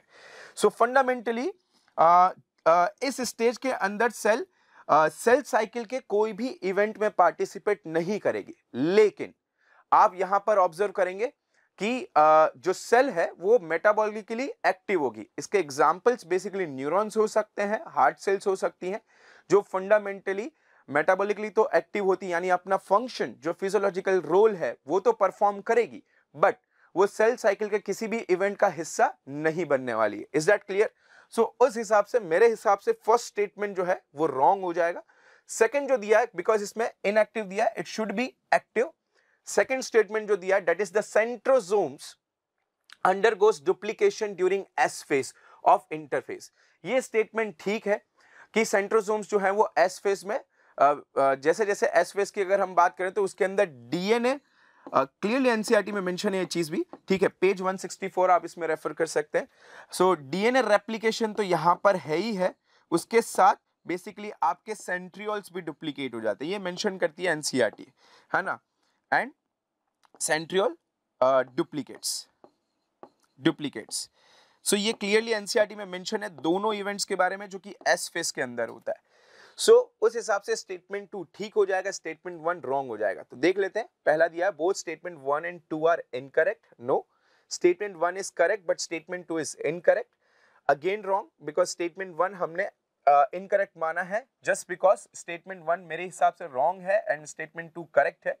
सो स्टेटमेंट 1 इनकरेक्ट माना है बिकॉज ऑफ इनएक्टिव, वहां पर एक्टिव होना चाहिए था। एंड तीसरा जो दे रखा है that is statement 1 is incorrect but statement 2 is correct. Yes, मेरे हिसाब से इसका आंसर 3 यानी मोस्ट ऑप्टिमल जो ऑप्शन होना चाहिए वो 3 हो जाएगा। नेक्स्ट जो दे रखा है अगेन 4 दे रखा है both statements 1 and 2 are correct, so ये तो रॉन्ग होगा। सो इसका आंसर हो जाएगा 3। 190 क्वेश्चन है बच्चों, which of the following statements are correct regarding skeletal muscle. तो देखिए ये लोकोमोशन मूवमेंट से है क्वेश्चन बच्चों।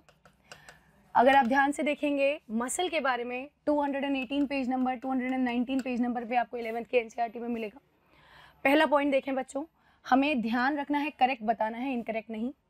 Muscle bundles are held together by, तो देखिए जो मसल के बंडल होते हैं, याद करें बच्चों, मसल के बंडल क्या होते हैं, जिनमें मसल फाइबर्स होते हैं। इन मसल बंडल्स को हम क्या कहते हैं बच्चों, फैसिकल कहते हैं। मसल बंडल्स आर फैसिकल्स, तो ये क्या है बच्चों आपके फैसिकल्स, जिन्हें आप क्या कह रहे हैं, मसल बंडल। और इन्हीं के अंदर आपको बीच बीच में क्या मिलता है बेटा, इनका अटैचमेंट, यहाँ बीच बीच में कोलेजनस टिश्यू होता है, ठीक है। ये कोलेजनस टिश्यू जो है इसको आप क्या कहते हैं, इसे आप कहते हैं बच्चों क्या, फेशिया। तो ये क्या होगा आपका फेशिया। चलिए स्टेटमेंट पढ़ते हैं।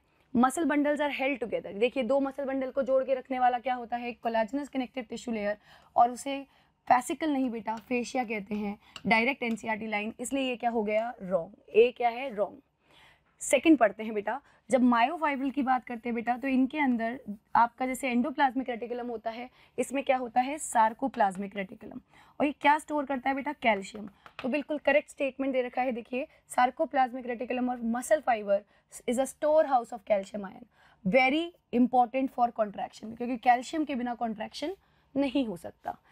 थर्ड देखिए सी ऑप्शन दे रखा है, striated appearance of skeletal muscle. Striated का क्या मतलब होता है बेटा, आप जानते हैं यहाँ पे हमने बैंड्स बनाते हैं, और ये बैंड्स किसकी वजह से हैं, ये एक्टिन और मायोसिन की वजह से होते हैं, उनके अरेंजमेंट की वजह से। तो देखिए क्या ये डिस्ट्रीब्यूशन पैटर्न ऑफ एक्टिन और मायोसिन की वजह से है, बिल्कुल सही बच्चों। तो ये क्या हो गया, करेक्ट हो गया। तो बी और सी क्या है, करेक्ट।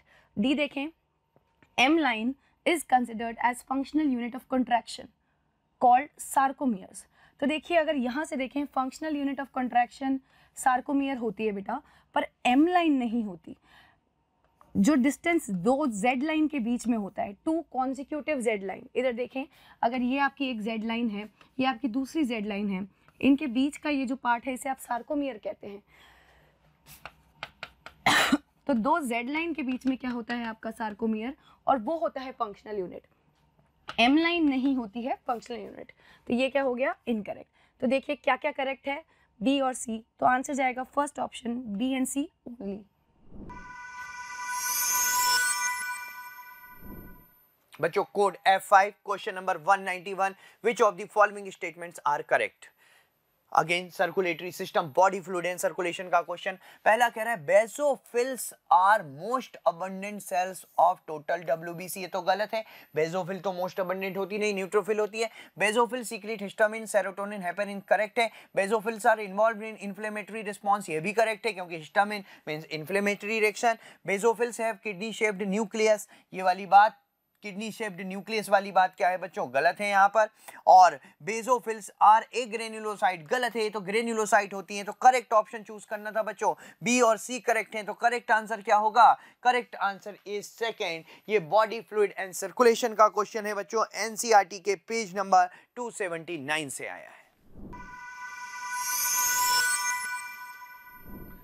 बच्चों code F5 question number 192, in cockroach excretion is bought about by, excretion भाई कॉकरोच में किससे होता है? मेलपिजियन ट्यूबुल, नेफ्रोसाइट, फैट बॉडीज और यूरिकोस ग्लैंड इन मेल। तो इसमें देखिए फैलिक ग्लैंड दिया है, एक्सक्रीशन के लिए नहीं है, यूरिकोस ग्लैंड है इसमें, नेफ्रोसाइट भी है, फैट बॉडीज भी है, कोलेट्रल ग्लैंड एक्सक्रीशन के लिए नहीं है। तो आंसर क्या होगा? बी सी डी, मतलब करेक्ट आंसर इज सेकेंड। तो कॉकरोच का क्वेश्चन है, स्ट्रक्चरल ऑर्गेनाइजेशन का क्वेश्चन है, एनसीईआरटी के पेज नंबर 114 से आया हुआ क्वेश्चन। नेक्स्ट 193 क्वेश्चन है, ये 11th NCERT chapter excretory system से क्वेश्चन है स्टूडेंट। जी हाँ, बहुत अच्छा क्वेश्चन है। इसमें एडीएच से रिलेटेड वाला यानी कि functions of kidney hormonal regulation वाला टॉपिक, उससे क्वेश्चन दिया गया है। आइए पहले आपको एक काम करना है, करेक्ट पे सर्कल लगाना है। भैया हमसे करेक्ट पूछा गया, आओ start. Excessive loss of body fluid volume from the body, switch off osmoreceptor. Switch off नहीं भैया, स्विच ऑन। एनसीईआरटी की लाइन है, कहां जा रहे हो आप? Switch on. एडीएच कब निकलेगा? जब बॉडी फ्लूइड वॉल्यूम कम होगा तो ऑस्मोरिसेप्टर एक्टिवेट होंगे, तब हाइपोथैलेमस एडीएच भेजेगा। स्टेटमेंट भैया मैं तो रॉन्ग कर दूंगा, स्विच ऑफ की वजह से। अगला आ जाओ, एडीएच क्या करेगा? फिर किडनी में जाएगा और वहां जाके वाटर का रीअब्जॉर्प्शन स्टिमुलेट करेगा, जिससे ब्लड वॉल्यूम बढ़ेगा, जीएफआर बढ़ेगा। श्योर? तो एडीएच स्टिमुलेट वाटर रीअब्जॉर्प्शन, बिल्कुल सही कहा आपने सर। उसके बाद उसने कहा ANF causes vasodilation. ANF atrial natriuretic factor, जी हाँ, और ये हार्ट की वॉल से निकलता है, ये वैसोडायलेटर की तरह काम करता है। तो ये स्टेटमेंट भी सही है स्टूडेंट, एएनएफ कॉजेज वैसोडायलेशन। अगला एडीएच इंक्रीज बीपी, बिल्कुल सही कहा। एडीएच वैसोकॉन्स्ट्रिक्टर इफेक्ट रखता है, वैसोकॉन्स्ट्रिक्शन है उसका, वो वैसोप्रेसिन के नाम से बुलाया जाता है। तो वो ब्लड वेसल्स को पकड़ के प्रेस करता है, तो आप बोल सकते हो एडीएच बीपी बढ़ाएगा। Yes, ADH is responsible for decrease. नहीं नहीं नहीं नहीं, मैंने आपसे अभी बोला एडीएच ब्लड वॉल्यूम और जीएफआर को इंक्रीज करता है, डिक्रीज नहीं। Statement wrong. तो अगर आपसे करेक्ट पूछे तो बी सही है, सी सही है, डी सही है। बी सी डी हमारा आंसर गया फर्स्ट। बढ़िया क्वेश्चन। 193 का फर्स्ट आंसर एडीएच से related, NCERT based question. Okay student. 194 question, animal kingdom topic, 11th NCERT animal kingdom. पूरी लाइन एनसीईआरटी बेस्ड दी गई है। कोऑर्डिनेटर टॉपिक से क्वेश्चन की लाइनें उठा ली है, बिल्कुल बिल्कुल एज इट इज। हाँ, आपने बोला sir correct statement find out करना, मैंने कहा बिल्कुल 55 पेज पर एनसीईआरटी के बाकायदा लिखा हुआ है। पहले तो करेक्ट इनकरेक्ट पर सर्कल लगाओ, मेरी इस बात को याद रखो। कोऑर्डिनेटर के बारे में पूछा, presence of mid dorsal solid नहीं भैया, होलो। हमारे में नर्वस सिस्टम होलो, डॉर्सल होलो। हाँ जी, तो आज के बाद ये स्टेटमेंट गलत। Close circulatory, yes. उसके बाद paired pharyngeal gill slits, yes. उसके बाद प्रेजेंस ऑफ डोर्सल हार्ट, नहीं। वेंट्रल हार्ट, अरे पूरा टेबल बनी हुई है एनिमल किंगडम में। कोऑर्डिनेटर नॉन कोऑर्डिनेटर की उसकी लाइनें डाली है। कोऑर्डिनेटर में pharyngeal gill slits, yes. Circulation close, yes. Heart is ventral, okay sir. Nervous system is hollow, yes sir. तो इसमें होलो वर्ड की कमी है, इसमें वेंट्रल वर्ड की।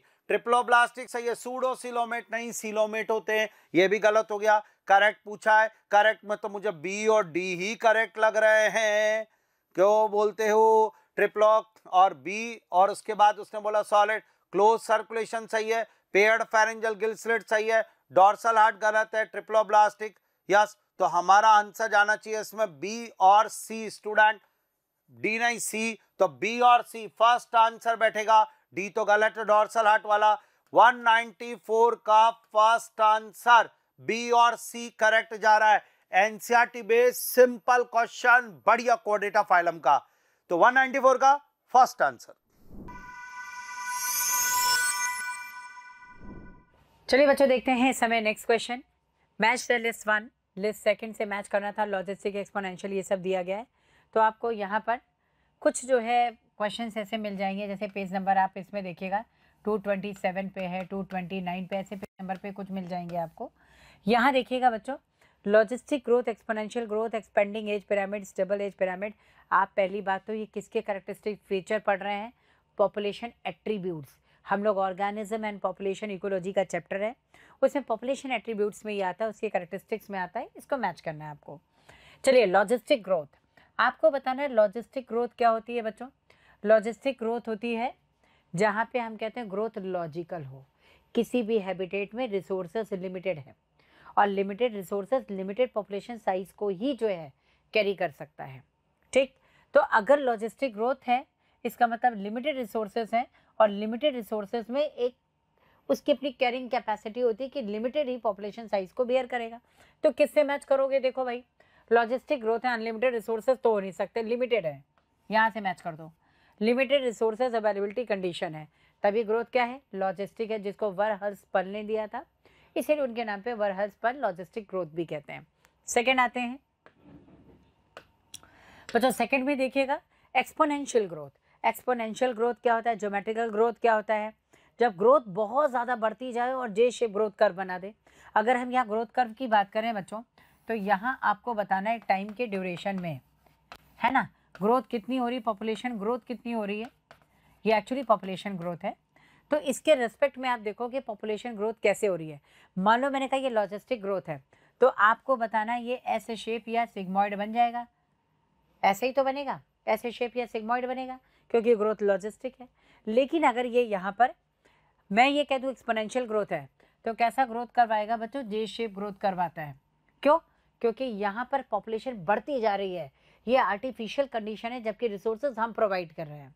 अगर हम रिसोर्सेज प्रोवाइड करेंगे तो पॉपुलेशन ग्रोथ इंडेफिनेटली होती जाएगी, इसी को हम लोग कहते हैं एक्सपोनेंशियल ग्रोथ। मतलब आपको बताना है अनलिमिटेड रिसोर्सेज हैं बच्चों, अनलिमिटेड रिसोर्सेज हैं। चलिए नेक्स्ट देखते हैं इसमें, नेक्स्ट क्या कहता है बच्चों? नेक्स्ट यहाँ पर पिरामिड पे है क्वेश्चन, एक्सपेंडिंग एज पिरामिड। अगर एज पिरामिड एक्सपेंडिंग हो रहा होता तो आपको बताने, मैं यहाँ ड्रॉ कर रही हूँ, उसको देख लीजिएगा, ये ऐसे होगा बच्चों। अगर एक्सपेंडिंग एज पिरामिड है तो ट्रायंगुलर जो है इस तरह से पिरामिड बनेगा। इसमें डिफरेंट एज ग्रुप के ऑर्गेनिज्म को हम लोग लेते हैं, जैसे ये है बच्चों यहाँ पर प्री रिप्रोडक्टिव इंडिविजुअल, ठीक है। इसके बाद क्या है? रिप्रोडक्टिव इंडिविजुअल्स हैं, ये हैं, इनको हम कहते हैं ये हैं रिप्रोडक्टिव इंडिविजुअल्स। और सबसे लास्ट में बच्चों जो ये आएगा ना, इसको कहते हैं पोस्ट रिप्रोडक्टिव। इसका मतलब क्या है? पोस्ट रिप्रोडक्टिव में एजेड लोग आते हैं, ये आएंगे जो कि सेनेसेंट फेज में होंगे, इसमें वो आएंगे जो रिप्रोडक्टिव फेज में होंगे, और इसमें वो आएंगे जो जुवेनाइल फेज में है। तो अब आप सोचिए पोस्ट रिप्रोडक्टिव, यहाँ से मैं इसको कंपेयर करूँ तो प्री रिप्रोडक्टिव का नंबर जब भी रिप्रोडक्टिव से ज़्यादा हो, जानते हो या बहुत इंपॉर्टेंट है कि प्री रिप्रोडक्टिव इंडिविजुअल्स का यानी जुवेनाइल फेज का क्या पॉपुलेशन साइज है। अगर pre reproductive individual reproductive individual से ज़्यादा हैं तो हमेशा पॉपुलेशन साइज बढ़ता है और ट्रायंगुलर ग्रोथ आएगी, ठीक है ना। ये ज़्यादा है, देखो ये आपको बर्थ में देखना है, ये प्री रिप्रोडक्टिव ज़्यादा है रिप्रोडक्टिव से, इससे पॉपुलेशन साइज इंक्रीज होगा। देखो एक्सपेंडिंग एज पिरामिड है, इसमें दिया है the percent individuals of pre reproductives and reproductive age group are same, ये तो नहीं होगा। Percent individuals of pre reproductive age is largest followed by reproductive and then post reproductive, exactly यही हो रहा है, तो आप इसको इससे मैच कर दीजिए। और एक आता है स्टेबल एज। स्टेबल एज कब होगा? जब प्री रिप्रोडक्टिव का नंबर बच्चों रिप्रोडक्टिव के क्या होगा? बराबर होगा, तो ये स्टेबल कहलाता है, ठीक है। स्टेबल होगा तो बेल शेप पिरामिड आता है। तो आपको एग्जैक्टली यहाँ कहना है, देखो ये स्टेबल पिरामिड है, the percentage individual of pre reproductive and reproductive age group are same, तो बिल्कुल सही है। अब आप मैच कर दो, यहाँ से देखो क्या आंसर जाना चाहिए, ये जाएगा सेकंड 1 3 4, सेकंड 1 3 4। करेक्ट आंसर बच्चों हमारे पास मिल जाएगा 4। ये थोड़ा स्लाइट टफ साइड था ये, ठीक है। चलिए देखिएगा आंसर करेक्ट क्या हो गया यहाँ पे 4। 196 क्वेश्चन बच्चों, मैच लिस्ट 1 एंड लिस्ट 2। ध्यान से देखिए, एनिमल टिश्यू का क्वेश्चन है, डायरेक्ट क्वेश्चन है। अगेन देखते हैं, लिस्ट 1 में दे रखा है बेटा मास सेल्स। मास सेल्स अगर आप ध्यान देंगे कनेक्टिव टिश्यू के सेल्स होते हैं, आप स्पेसिफिकली इसको पढ़ते हैं एरियोलर कनेक्टिव टिश्यू के अंदर, तो ये किस में मिलेंगे आपको? एरियोलर कनेक्टिव टिश्यू में। Inner surface of bronchioles, bronchioles बहुत अच्छा एग्जाम्पल है, फेलोपियन ट्यूब और ब्रोंकियोल का एग्जाम्पल आपको डायरेक्ट दे रखा है एनसीईआरटी में बेटा। सिलिएटेड एपिथेलियम होती है, इसलिए यहाँ जाएगा आपका क्या? Ciliated epithelium. ब्लड आपका एक स्पेशलाइज्ड कनेक्टिव टिश्यू है बच्चों, तो ये लिक्विड कनेक्टिव टिश्यू है, इसलिए इसे हम स्पेशलाइज्ड कनेक्टिव टिश्यू कहते हैं। और ट्यूबुलर पार्ट्स ऑफ नेफ्रॉन में फिर क्या मिलेगा आपको? Cuboidal epithelium. तो देखिए क्या आंसर जा रहा है, A2 B1। तो पहले चेक करते हैं A2 कौन कौन से हैं, ये दोनों, तो ये तो दोनों ही गलत हो गए। B1 दे रखा है आपको सेकंड में, C4 और D3, तो देखिए आंसर जा रहा है second option. So the answer is second option. तो बच्चों code F5 question number 197, the part of human brain that helps in regulation of sexual behavior expression of excitement, pleasure, rage, fear etc. are। तो ये nervous system neural control coordination का question, तो कौन सा part यहाँ पर इनमें help करेगा, मतलब इमोशनल ब्रेन की एक तरह से बात कर रहा है। तो कॉर्पोरा क्वाड्रिजेमिना गलत है, हिप्पोकैम्पस की बात नहीं करते, ब्रेन स्टेम नहीं है, एपिथैलेमस भी नहीं है, कॉर्पस कैलोसम का कोई मतलब नहीं। Limbic system is emotional brain and hypothalamus, जो कि हाइपोथैलेमस के साथ मिलकर काम करता है, वो इन सभी एक्साइटमेंट को, एक एनिमल के बिहेवियर को रेगुलेट करने का काम करता है। तो बच्चों करेक्ट आंसर क्या होगा, करेक्ट आंसर इज 4। और ये जो है बच्चों को एनसीईआरटी के पेज नंबर 321 पे आपको इसका आंसर मिलेगा। 198 क्वेश्चन आ गया स्टूडेंट, एंडोक्राइन सिस्टम से थायराइड हार्मोन के फंक्शन, पूरा एनसीईआरटी बेस्ड क्वेश्चन है एंडोक्राइन सिस्टम का, 334 पेज पर 11th के एनसीईआरटी का, और बढ़िया क्वेश्चन है। थायराइड के function, maintain water and electrolyte, पहले तो not correct, double star, not पूछा है भैया, मैंने आपको पहले ही बोला था। स्टार्ट, थायराइड हार्मोन का maintain water and electrolyte, yes sir. Regulate BMR, yes sir. Normal, नहीं सर, स्लीप वेक साइकिल तो मेलेटोनिन हार्मोन का फंक्शन है सर, पीनियल ग्लैंड करती है इस काम को, तो हटा दो इसको। तो development immune system, not sir, ये तो थाइमस ग्लैंड का काम है, थाइमोसिन हार्मोन। अगला सपोर्टदार, yes sir. RBC production thyroid hormone करता है, बीएमआर बेसल मेटाबॉलिक रेट करता है, फिजिकल मेंटल ग्रोथ करता है, वाटर इलेक्ट्रोलाइट बैलेंस करता है। एनसीईआरटी की लाइनें भैया पैराग्राफ में दिया हुआ फंक्शन ऑफ थायराइड हार्मोन, सीधे वहां से उठा के डाला है। अब आपसे पूछा भैया इस समय ध्यान रखना, नॉट कौन सा नहीं है, तो सी नहीं है, डी नहीं है, तो सी और डी नहीं है, तो इस क्वेश्चन का आंसर आएगा सेकंड, क्योंकि इसमें सी और डी नॉट में पूछा है। ए, बी और ई ये तो थायराइड हार्मोन का फंक्शन है। एनसीईआरटी बेस्ड 198 क्वेश्चन, आंसर गया सेकंड। 199 क्वेश्चन, कॉकरोच टॉपिक से क्वेश्चन है स्टूडेंट, बढ़िया क्वेश्चन। मैंने आपको बोला था कॉकरोच में सेक्सुअल डायमॉर्फिज्म में मिलता है, और वो उसके एब्डोमेन में वेंट्रल सरफेस में मिलता है। मेल कॉकरोच के अंदर एक स्ट्रक्चर मिलती है एनल स्टाइल, ध्यान से सुना, anal style structure male cockroach में मिलती है, जबकि मेल और फीमेल दोनों कॉकरोच में एनल सर्काई स्ट्रक्चर होती है, फिलामेंटस स्ट्रक्चर। तो ध्यान से सुनो, उसने आपसे बोला सेक्सुअल डायमॉर्फिज्म का कैरेक्टर बताओ, तो फीमेल में तो जेनेटल पाउच होता है स्टूडेंट, जो 7th 8th 9th स्टर्नम से बनता है, और मेल के अंदर एनल स्टाइल मिलती है। Presence of anal style, yes. Sclereids, अरे स्क्लेराइड्स तो उसकी बॉडी के प्लेट से नीचे, वो तो मेल फीमेल दोनों में। एनल सर्काई मेल और फीमेल दोनों में मिलेगी स्टूडेंट, ब्राउन कलर और बॉडी दोनों में। तो आज के बाद बहुत सिंपल क्वेश्चन, सीधा फर्स्ट आंसर। कॉकरोच में मेल और फीमेल कॉकरोच को पता लगाने का तरीका एनल स्टाइल मेल कॉकरोच में मिलेगी। जी हाँ स्टूडेंट, तो एनसीईआरटी बेस्ड 199 क्वेश्चन, आंसर गया first. Next question, question number 200। Question number 200, which one of the following is the sequence on corresponding coding strand if the sequence on mRNA is as follow। अब देखिए इस तरह के question हम अक्सर देते हैं क्लासेस में, टेस्ट में भी। अब देखिए यहाँ आपको एक सीक्वेंस दे रखी है mRNA की सीक्वेंस दी है, और आपको पूछा है कि डीएनए में कोडिंग स्ट्रैंड की सीक्वेंस क्या होगी। पेज नंबर 108 पर आपको जहां ट्रांसक्रिप्शन यूनिट का डायग्राम है, वहां इसी तरह का एक पार्ट दे भी रखा है। देखो अब यहाँ जो सीक्वेंस दी है 5 to 3, mRNA हमेशा 5 to 3 लिखा जाता है, और mRNA की सीक्वेंस अब कोडिंग स्ट्रैंड का पूछा है, तो ध्यान रखना डीएनए में 2 स्ट्रैंड है, नॉन कोडिंग और कोडिंग।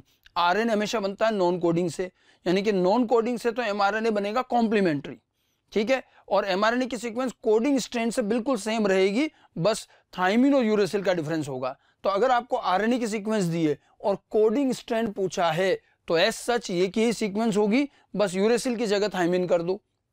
जैसे AUCGAU चल रहा है, अब आपने मैच करो। पहली बात तो कोडिंग स्ट्रैंड का डायरेक्शन क्या होगा, 5 to 3। तो अब आप देखो 3 to 5, ये तो ऑप्शन ही गलत हो गया, ये भी गलत हो जाएगा। 5 to 3 वाले चेक कर लो। अब इसमें AUC जैसे दिया है, तो यहाँ ATC है, यू की जगह टी आ गया, GAU तो ये GAT, बिल्कुल वही चल रहा है, सेम सीक्वेंस, यूरेसिल की जगह थायमीन। अब यहाँ तो क्या आ गया, ये इसका कॉम्प्लीमेंट्री बना दिया UAG, तो ये इसका कॉम्प्लीमेंट्री। ध्यान रखना mRNA और कोडिंग स्ट्रेन की सीक्वेंस सेम होती है, कॉम्प्लीमेंट्री नहीं, तो ये भी गलत होगा। हमारा क्वेश्चन का आंसर हो जाएगा 200 का सेकंड। पूरा मैच करने की भी जरूरत नहीं थी। पहली बात तो डायरेक्शन देख लो, 5 to 3 तो 5 to 3 होना चाहिए, तो 2 ऑप्शन तो वैसे खत्म। अब उसके बाद कोडिंग स्ट्रेन है तो सेम सीक्वेंस चलेगी, थायमीन की जगह यूरेसिल, हमारा आंसर आ जाएगा सेकंड। ओके।